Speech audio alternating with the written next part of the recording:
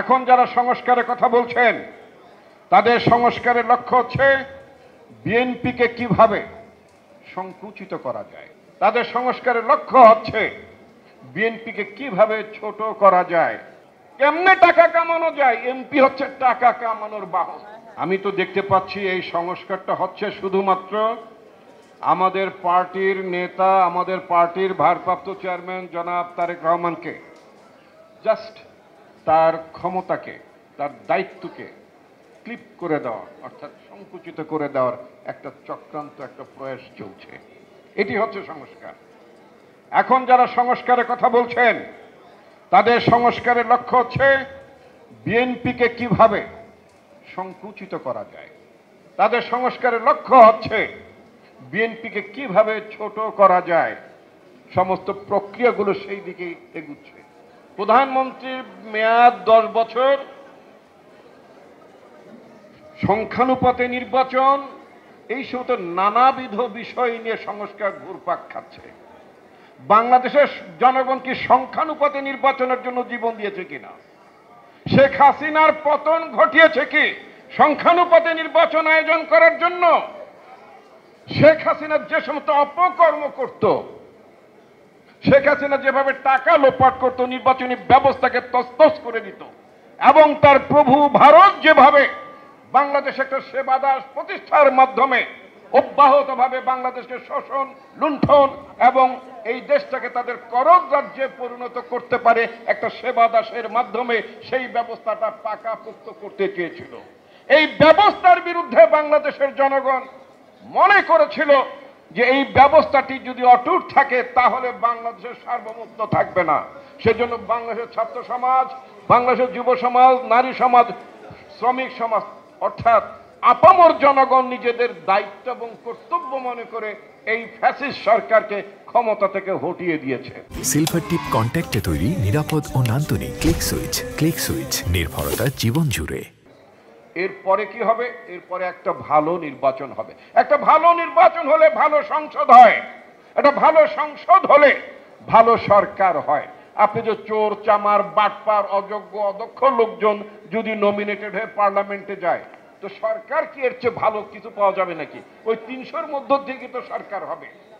তো সুতরাং খেয়ালটা রাখা দরকার ছিল সেই জায়গায়। আমাদের সংস্কার কি কখনো বলেছে যে ভবিষ্যতে শুক্রবারের চেয়ারম্যান হবে না? অর্থাৎ বর্তমান স্থানীয় সরকারে যারা চেয়ারম্যানগিরি করেন, উপজেলার চেয়ারম্যান হন, মেয়র হন, পৌরসভার চেয়ারম্যান হন, তারা শুক্রবারে যান, মেহমানের মতো দাওয়াত খেতে যান এলাকায়।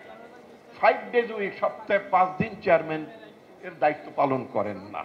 আমাদের যারা এমপি হওয়ার পরে তারা চলে যান ঢাকায়, সারা বাংলাদেশ থেকে। নামটা হচ্ছে এমপি হোস্টেল, বানিয়ে ফেলেন ওটাকে এমপির বাসভবন। বউ বাচ্চা নিয়ে ওখানে থাকেন তারা। কি মজা!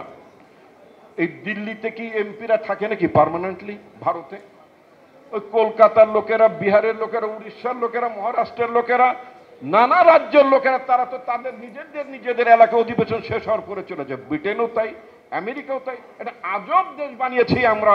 আমাদের সমস্ত এমপিদেরকে ঢাকায় থাকতে হবে, ঢাকায় তাদের বাড়ি থাকতে হবে, ঢাকায় তাদের ডিউটি ফ্রি গাড়ি থাকতে হবে, ঢাকায় তাদের সব থাকতে হবে। শুধু বাকি আছে একটা ডিউটি ফ্রি কবরস্থান, একটা প্লট পাওয়া শুধুমাত্র। এই ব্যবস্থাটা সংস্কার হওয়া দরকার ছিল। সংস্কারটা হওয়ার দরকার ছিল এমপিশিপটা।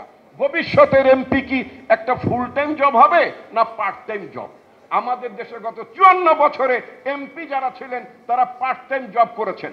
দিনের বেলা ওকালতি করেছেন, কেউ ডাক্তারি করেছেন, কেউ ব্যবসা বাণিজ্য করেছেন, কেউ ঠিকাদারি করেছেন। সন্ধ্যার পরে পার্লামেন্টে যে ক্লান্ত হয়ে ঘুমাতে হ্যাঁ জয়যুক্ত করেছেন অথবা না জয়যুক্ত করেছেন।